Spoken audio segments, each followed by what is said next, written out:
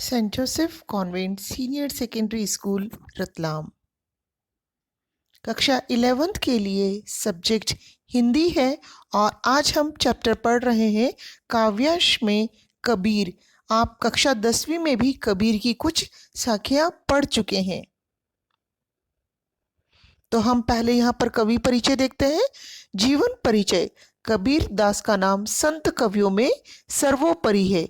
इनके जन्म और मृत्यु के बारे में अनेक किंवदंतियां प्रचलित है, अर्थात इनके बारे में कोई सही खबर नहीं है। लोग जिस प्रकार से बातें प्रचलित हो गई उसी को हम सुनते और मानते आ रहे हैं। इनका जन्म 1398 में वाराणसी में हुआ था। कबीरदास ने स्वयं को काशी का जुलाहा कहा है। इनके विधिवत साक्षर होने का कोई प्रमाण नहीं मिलता, अर्थात इन्होंने कभी पाठशाला गए हो, कलम हाथ में ली हो, लिखना सीखा हो, ऐसा कोई सबूत नहीं है। ये स्वयं कहते हैं, मसी कागद छुयो नहीं, कलम गही नहीं हाथ, अर्थात मैंने कभी कागज नहीं छुआ, कभी कलम को भी हाथ नहीं लगाया। अर्थात इस पंक्तियों से स्पष्ट होता है कि कबीर की इन सभी साखियों को, दोहों को इनके शिष्यों ने लिखा है। इनके जन्म के बारे में भी कहा जाता है, ये हिंदू के पुत्र थे और मुस्लिम माता पिता ने इन्हें पाला, और इस तरह से दोनों धर्मों के प्रति इनका समान झुकाव दिखाई देता है। इन्होंने देशाटन और सत्संग से ज्ञान प्राप्त किया। किताबी ज्ञान के स्थान पर आंखों देखे सत्य और अनुभव को प्रमुखता दी। अर्थात हम जानते हैं कि कबीर ने कभी भी किताबी ज्ञान, ग्रंथ के ज्ञान को महत्व नहीं दिया। उन्होंने उसी ज्ञान को महत्व दिया जो इन्होंने प्रत्यक्ष रूप से प्राप्त किया, जो इनके गुरु ने इन्हें समझाया, साधु संतों की संगति से जो ज्ञान इन्हें प्राप्त हुआ। देशाटन अर्थात देश से देश घूमना, एक स्थान से दूसरे स्थान पर घूमना। मैं कहता हूँ आखन देखी, तू कहता है कागज की लेखी। अर्थात मैं, कबीर स्वयं के लिए कहता है, मैं आंखों देखी, मैंने जो प्रत्यक्ष देखा है मैं उसे देखकर कह रहा हूँ, और तुम लोग कागज जो किताबों में लिखा पड़ा है उसे ही तुम कहते हो। अर्थात ये प्रत्यक्ष ज्ञान को महत्व देते थे। इनका देहावसान 1518 में बस्ती के निकट मगहर में हुआ था। साहित्यिक परिचय हम देखते हैं। कबीरदास भक्ति काल की निर्गुण धारा की ज्ञानाश्री शाखा के प्रतिनिधि कवि हैं। भक्ति काल हम कह सकते हैं हिंदी साहित्य का मध्यकाल, जिसे हम भक्ति काल भी बहुत विस्तृत काल रहा है, जिसमें दो शाखाएं कहेंगे मुख्य रूप से, सगुण धारा और निर्गुण धारा। सगुण अर्थात जिसमें साकार ईश्वर की प्रार्थना की गई है, निर्गुण इसमें जिसमें निराकार अर्थात मूर्ति पूजा आदि को महत्व नहीं दिया गया है, जिसमें ईश्वर के निराकार स्वरूप की प्रार्थना की गई है, और ये उसमें ज्ञानाश्री शाखा के प्रतिनिधि महत्वपूर्ण कवि रह चुके हैं। इन पर नाथों, सिद्धों और सूफी संतों की बातों का प्रभाव बहुत है। अर्थात ये संतों के साथ रहे, सिद्धों के साथ रहे, जिन्होंने सिद्धि प्राप्त कर रखी है, उन सभी का प्रभाव इनके काव्य पर, इनके व्यक्तित्व पर पड़ा। वे कर्मकांड, वेद विचार के विरोधी थे और जाति भेद, वर्ण भेद, संप्रदाय भेद के स्थान पर प्रेम, सद्भाव, समानता का समर्थन करते थे। अर्थात कबीर के समय में सामाजिक बुराइयां फैली हुई थी। हिंदू और मुस्लिम दो धर्मों के बीच सदैव विवाद था, और ऐसी स्थिति में कबीर ने दोनों की कमजोरियों पर प्रहार किया है। कबीर घुमक्कड़ थे, कभी एक स्थान पर नहीं टिकते, एक स्थान से दूसरे स्थान पर घूमते थे। इसलिए उनकी भाषा में उत्तर भारत की अनेक बोलियों के शब्द पाए जाते हैं। वे अपनी बात को साफ एवं दो टूक शब्दों में प्रभावी ढंग से कह देने के हिमायती थे, अर्थात पक्षधर थे कि वे बिल्कुल स्पष्ट तौर पर अपनी बात कहेंगे। बन पड़े तो सीधे सीधे, नहीं तो दरेरा देकर। अर्थात चाहे अगर बात बन रही हो तो हम सीधे सीधे कहेंगे, नहीं तो हम चाहे दरेरा अर्थात उसे कठोरता के साथ भी व्यक्त अवश्य करेंगे। पहले पद, हम जो अभी कक्षा 11वीं का कबीर पाठ पढ़ रहे हैं, इसमें दो पद दिए गए हैं। पहले पद में कबीर ने परमात्मा को सृष्टि के कण कण में देखा है, ज्योति रूप में स्वीकार किया है, और उसकी व्याप्ति चराचर संसार में दिखाई है। व्याप्ति अर्थात भगवान सर्वत्र व्याप्त है, और चराचर अर्थात जो संसार चल अचल सभी प्राणियों से बना है, उसमें ईश्वर कण कण में व्याप्त है। इसी व्याप्ति को अद्वैत सत्ता के रूप में देखते हुए विभिन्न उदाहरणों के द्वारा रचनात्मक अभिव्यक्ति भी दी है। अद्वैत अर्थात ईश्वर दो नहीं है, अद्वैत, द्वे अर्थात दो, अद्वैत अर्थात ईश्वर एक ही है। एक ही सत्ता के रूप में उन्होंने ईश्वर को यहाँ पर व्याख्या के रूप में हमें समझाया है। कबीरदास ने आत्मा परमात्मा को एक रूप में ही देखा है। संसार के लोग अज्ञानवश इन्हें अलग अलग मानते हैं। अर्थात कबीर कहते हैं कि संसार है आत्मा और परमात्मा को अलग मानता है, लेकिन हमारी आत्मा परमात्मा का ही अंश है। यदि हमारे भीतर हम ज्ञान से देखें, हम बाहरी दिखावों से दूर हो, तो हमें अपने आत्मा में ही परमात्मा के दर्शन प्राप्त होंगे। कवि पानी, पवन, प्रकाश आदि के उदाहरण देकर उन्हें एक जैसा बताता है। बढ़ई लकड़ी को काटता है, बढ़ई अर्थात जो लकड़ी का कार्य करता है, परंतु आग को कोई नहीं काट सकता। आप चाहे लकड़ी के कितने भी टुकड़े कर लें, लेकिन उसके भीतर छिपे गुण, लकड़ी के भीतर गुण होता है कि वह आग को तुरंत पकड़ लेती है, तो उसके गुण आग को आप नहीं मिटा सकते। आप उसको छोटे से छोटे टुकड़ों में विभक्त कर सकते हैं। इसी प्रकार परमात्मा भी हम सभी के हृदय में विद्यमान है। माया के कारण, बाहरी मोह माया के कारण हम इसमें अंतर देखते हैं, हम इसे अपने भीतर देख नहीं पाते। तो हम यहाँ पर पहला पद्य शुरू कर रहे हैं। पहला पद है यहाँ पर कबीर का, पहली साखी भी इसे कह सकते हैं। हम तो एक एक करी जाना, दोई कहे तिन्ही को, दो जग जिन नाहिन पहचाना। तो हम यहाँ पर कहते हैं, कबीर स्वयं के लिए कहते हैं हम तो, अर्थात हम तो यहाँ पर उस एक, पहले वाले एक का अभिप्राय होगा संख्या, अर्थात हम उसे तो केवल एक मानते हैं। एक, दूसरे एक का अभिप्राय है परमात्मा।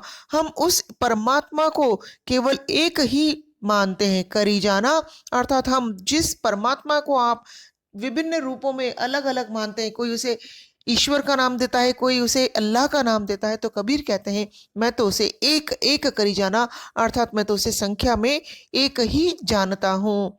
दो ही कहे तीन ही को, जो उन भगवान को दो कहता है, जो इस ईश्वर को दो तीन स्वरूप बताता है, वह उसके स्वरूप को नहीं पहचाना, उसके वास्तविक स्वरूप को नहीं पहचानता।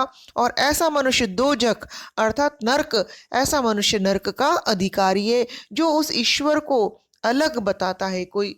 और हम यह उक्ति तो सदैव सुनते ही रहते हैं, ईश्वर एक है, सबका मालिक एक है, अर्थात ईश्वर एक ही है, हम मनुष्य उसको अलग अलग स्वरूप में बांटते हैं। उसके लिए कबीर ने आगे उदाहरण भी दी है। तो यहाँ पर पहले हम समझ लेते प्रथम पंक्ति में, क्योंकि इस एक का अर्थात है संख्या एक, वन, और इस एक का अभिप्राय है परमात्मा। तो यहाँ पर दोनों शब्द एक समान है, लेकिन इनके अलग अभिप्राय निकल रहे हैं। तो यहाँ यमक अलंकार है। फिर से सुन लीजिए, यहाँ पर यमक अलंकार है। अब हम यहाँ तीसरी पंक्ति पर आते हैं। जैसे बढ़ई काष्ठ ही काटे, काष्ठ अर्थात लकड़ी, अग्नि न काटे कोई। जैसे बढ़ई लकड़ी को काट सकता है, लेकिन उसके मूलभूत गुण अग्नि को नहीं काट सकता, उसी प्रकार हमारी शरीर चाहे नष्ट हो जाए, लेकिन हमारी आत्मा में परमात्मा का मेल है, परमात्मा का अंश है आत्मा में, उसे कोई नहीं मिटा सकता। सब घटी अंतर तू ही व्यापक धरे स्वरूपे सोई। सब घटी अर्थात हर कण में, हर शरीर में, हर वस्तु में तू ही व्यापक प्रभु का निवास होता है। उस हर वस्तु के भीतर, हर प्राणी के भीतर तेरा ही निवास होता है। धरे स्वरूपे सोई, तू जिस स्वरूप को धारण कर लेता है, तेरा स्वरूप भी वैसा ही हो जाता है। जिस मनुष्य के आकार में चला जाता है, वह वैसा ही ईश्वर हो जाता है, ईश्वर वैसा ही रूप धारण कर लेता है। तो यहाँ पर हम पुनः देखते हैं, यह पाठ्य पुस्तक आरोह के भाग 1 में संकलित है। निर्गुण परंपरा के सर्वश्रेष्ठ कवि कबीर के पदों से लिया गया पद है। निर्गुण परंपरा अर्थात जिसमें ईश्वर को निराकार कहा गया है, साकार नहीं। हम सभी जानते हैं कबीर ने मूर्ति पूजा का खंडन किया है। उनका मानना है कण कण में प्रभु का निवास है। इस पद में कबीर ने एक ही परम तत्व की सत्ता को स्वीकार किया है। सारे संसार के लिए वे केवल एक ईश्वर को मानते हैं, और जिसका तर्क, जिसकी पुष्टि वे कई उदाहरणों से भी दे रहे हैं। कबीरदास कहते हैं हमने जान लिया है कि ईश्वर एक ही है। इस तरह से मैंने ईश्वर के अद्वैत स्वरूप को पहचान लिया है। कबीर खुद का अनुभव हमें यहाँ बता रहे हैं कि मैंने ईश्वर के अद्वैत अर्थात ईश्वर जो एक ही है उसके स्वरूप को जान लिया है। हालांकि कुछ लोग ईश्वर को अलग कहते हैं, बहुत सारे लोग हैं जो ईश्वर को अलग बताते हैं। उनके लिए नरक की स्थिति है, उनके लिए इस संसार नरक के समान है, जो ईश्वर में भी भेद करते हैं क्योंकि वे वास्तविकता को नहीं पहचानते, उस ईश्वर को सच्चे अर्थों में नहीं जानते। वे आत्मा परमात्मा को अलग मानते हैं। कवि ईश्वर की अद्वितीयता का प्रमाण देते हुए कहते हैं संसार में एक जैसी हवा बहती है। बहुत महत्वपूर्ण है यह पंक्ति। कबीर ने अपनी बात का समर्थन करते हुए कहा है संसार में एक जैसी हवा बह रही है, एक जैसा पानी है और एक जैसा प्रकाश सबको प्राप्त हो रहा है। जब यह सब कुछ एक समान है तो वह ईश्वर कैसे अलग हुआ। हमें जो हवा मिल रही है वह भी अन्य प्राणियों को मिल रही है। जो पानी हम प्राप्त करते हैं वह भी अन्य प्राणियों को उपलब्ध हो रहा है और प्रकाश समान रूप से सभी प्राणियों तक पहुंच रहा है। तो ऐसी स्थिति में ईश्वर भी हमारे लिए एक ही है। हम यहाँ पर देख सकते हैं लकड़ी, यहाँ जो कुल्हाड़ी है से उस लकड़ी के टुकड़े किए जा रहे हैं, लेकिन लकड़ी टूटने पर भी अपने मूलभूत गुण अग्नि को नहीं खोती है।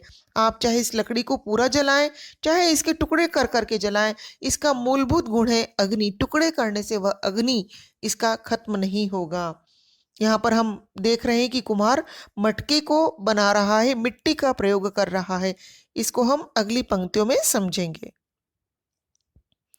कुम्हार भी एक तरह की मिट्टी से सब बर्तन बनाता है, भले बर्तनों का आकार प्रकार अलग हो, उसकी मिट्टी एक ही होती है, लेकिन उससे बनने वाले बर्तनों का स्वरूप अलग होता है। चाहे वह उससे सुराही बनाता है, जग बनाता है, गमले बनाता है, लेकिन मिट्टी मूलभूत एक ही होती है। बड़ी लकड़ी को तो काट लेता है लेकिन आग को नहीं काट सकता। और इसी तरह हमारा शरीर खत्म होता है लेकिन उसमें व्याप्त, उसमें रहने वाली आत्मा सदैव विद्यमान रहती है। शरीर नष्ट होता है लेकिन आत्मा सदैव जीवित रहती है। परमात्मा हर एक के मन में, हर एक के हृदय में समाया हुआ है, भले ही उसने कोई भी रूप धारण किया हो, चाहे वह किसी भी प्रकार का स्वरूप में हो। ईश्वर हम सभी के भीतर निवास करता है। तो यहाँ पर हम देख रहे हैं कुम्हार मिट्टी से बर्तनों को आकार दे रहा है, लेकिन मूल रूप से यह मिट्टी एक ही है। अब वह इस मिट्टी से चाहे किसी भी आकार का बर्तन बना सकता है। हम यहाँ पर पुनः उसी का शेष भाग देख रहे हैं पहले वाले पद्य का। एक ही पवन एक ही पानी एक ही ज्योति समाना, अर्थात हमारे पास एक ही पवन है, वायु है, एक ही पानी है और एक ही ज्योति प्रकाश हम सभी को समान रूप से प्राप्त हो रहा है।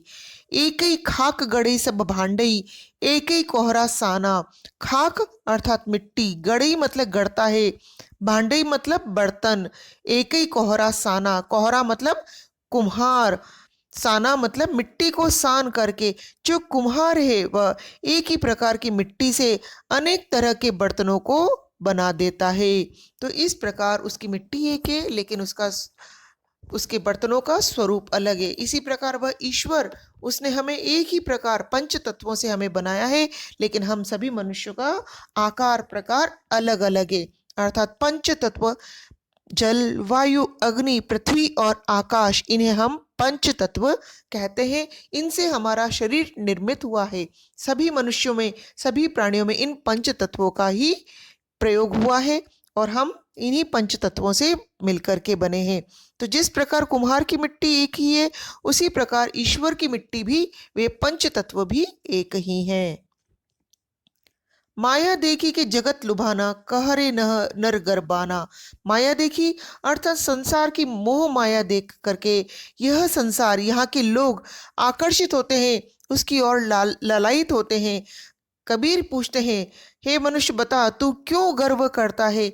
यह तो सब कुछ ईश्वर की बनाई हुई सृष्टि है, ईश्वर का बनाया हुआ संसार है, तो तू यह महाया जाल देखकर, मोह माया देखकर क्यों अपने आप पर गर्व करता है। निर्भय भया कछु नहीं व्यापे, कहे कबीर दीवाना। कबीर कहते हैं कि कहता हूँ मैं तो दीवाना हो चुका हूँ, अर्थात सांसारिक मोह माया से दूर होकर ईश्वर प्राप्ति के लिए मैं दीवाना हूँ। मुझे किसी मनुष्य का, किसी अन्य व्यक्ति का डर नहीं है, मैं केवल परमात्मा को प्राप्त करना चाहता हूँ। अर्थात उनकी भक्ति के कारण, सांसारिक मोह माया से छूटने के कारण वे स्वयं को दीवाना कहते हैं। और साथ ही इसकी शुरुआत में कहते हैं निर्भयी, अर्थात जो डर से दूर होता है, जो निर्भय होता है, उसे कोई डर नहीं व्यापता, उसे कोई सांसारिक मोह माया नहीं प्रभावित करती।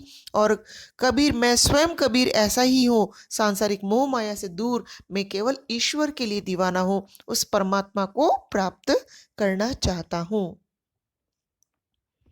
तो हम यहाँ पर इसका पूरा अभिप्राय देख रहे हैं। लकड़ी को काट सकता है लेकिन आग को नहीं। इसी प्रकार शरीर नष्ट होता है लेकिन उसमें व्याप्त आत्मा सदैव रहती है। परमात्मा हर एक के हृदय में समाया हुआ है, भले ही उसने कोई भी रूप धारण किया हो। यह संसार माया के जाल में फैला है और वही संसार लुभाता है, अर्थात जो वैभव है, सांसारिक मोह माया है, वह मनुष्यों को अपनी ओर आकर्षित करती है। इसलिए मनुष्य को किसी भी बात को लेकर घमंड नहीं करना चाहिए। यह सब कुछ तो ईश्वर द्वारा बनाया गया है, मनुष्य को इस पर क्यों घमंड हो। प्रस्तुत पद के अंत में कबीर कहते हैं, जब मनुष्य निर्भय होता है तो उसे कुछ नहीं सताता, कोई भय, कोई डर उसके पास नहीं फटकता।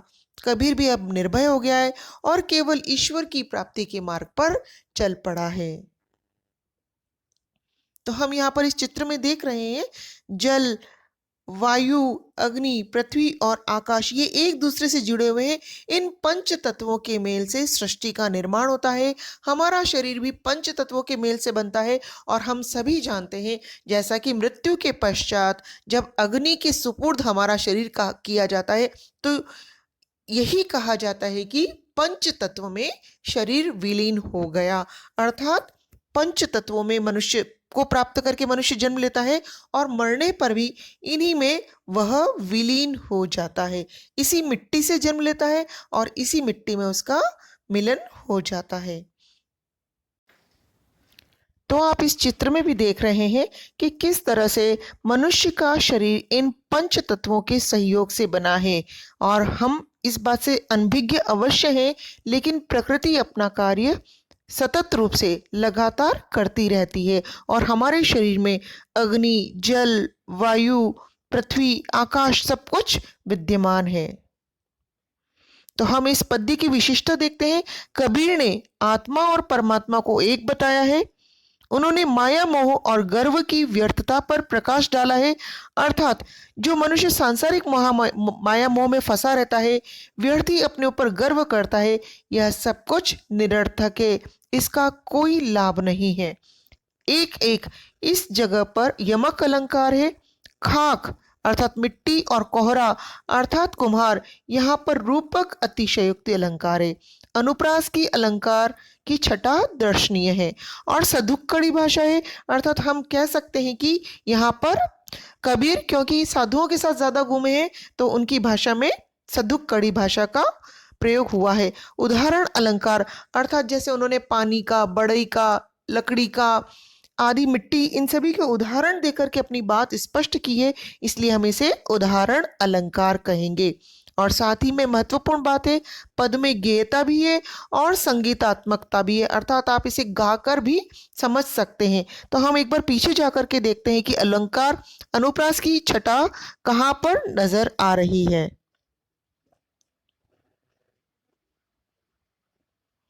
तो यहाँ पर हम देख सकते हैं जैसे रे नर, यहाँ पर र की पुनरावृत्ति हुई है, उसके बाद इस अक्षर में भी, इस शब्द में भी र की पुनरावृत्ति हुई है। जब एक ही प्रकार के अक्षर, में शब्द नहीं कह रही हूँ, अक्षर जब एक ही प्रकार से लगातार आते हैं तो वहां अनुप्रास अलंकार होता है।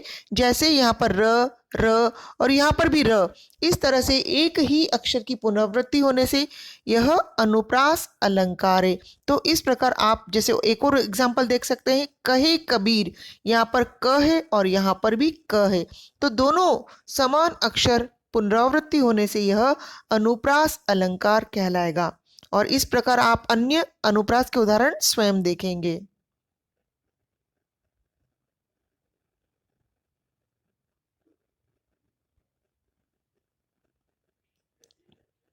तो हमने कुछ संक्षिप्त प्रश्न तैयार किए हैं।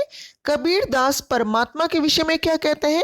वे कहते हैं कि परमात्मा एक है, हर प्राणी के हृदय में समाया हुआ है, भले ही उसने कोई भी स्वरूप धारण किया हो, मनुष्य का आकार, प्राणियों का आकार प्रकार कैसा हो, लेकिन वह सभी के भीतर विद्यमान है। भ्रमित लोगों पर कवि ने क्या टिप्पणी की है? तो जो लोग आत्मा परमात्मा को अलग मानते हैं वे भ्रमित है, वे ईश्वर को पहचानते नहीं है और उनके लिए संसार किसी नरक से कम नहीं है, अथवा यूं भी कह सकते हैं कि उन्हें नरक की प्राप्ति होगी, क्योंकि वे ईश्वर में भी भेद कर रहे हैं। संसार नश्वर है लेकिन आत्मा अमर है, आप कबीर के आधार पर स्पष्ट करिए। तो कबीर का कहना है जिस प्रकार लकड़ी को काटा जा सकता है उसके भीतर की अग्नि को नहीं काट सकते, उसी प्रकार शरीर नष्ट होता है लेकिन आत्मा अमर है, उसे समाप्त नहीं किया जा सकता।